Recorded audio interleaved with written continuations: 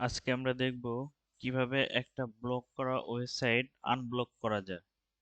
ধরুন আপনি যে কোম্পানি থেকে ইন্টারনেটটা নিয়েছেন ওই আইপিতে আপনার ওয়েবসাইটটা ব্লক করা আছে।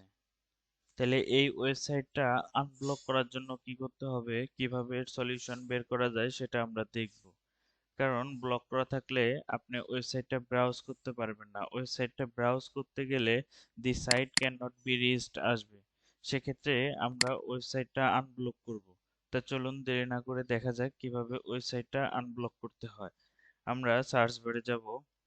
সার্চ বারে গিয়ে কন্ট্রোল প্যানেলে যাব। কন্ট্রোল প্যানেলে গিয়ে নেটওয়ার্ক অ্যান্ড ইন্টারনেট সেটিংয়ে যাব। যাওয়ার পরে নেটওয়ার্ক অ্যান্ড শেয়ারিং সেন্টারে ক্লিক করব। ক্লিক করার পর চেঞ্জ অ্যাডাপ্টার সেটিং এইখানে যাব। চেঞ্জ অ্যাডাপ্টার সেটিং এ ক্লিক করে এইখানে দেখব আমার কোনটায় কানেক্ট করা আছে। আমরা এইখানে গিয়ে প্রপার্টিসে যাব।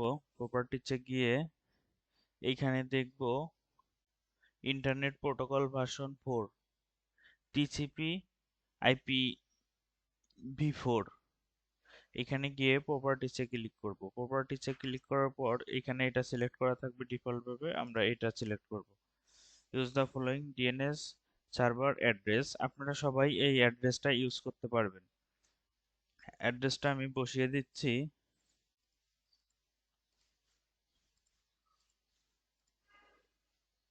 এই অ্যাড্রেসটা দিয়ে দিবেন। এই অ্যাড্রেসটা দিলে বসিয়ে দিলে তাহলে আপনার বসিয়ে দেওয়ার পর ওকে করব। এখানে ক্লোজ করে দিব।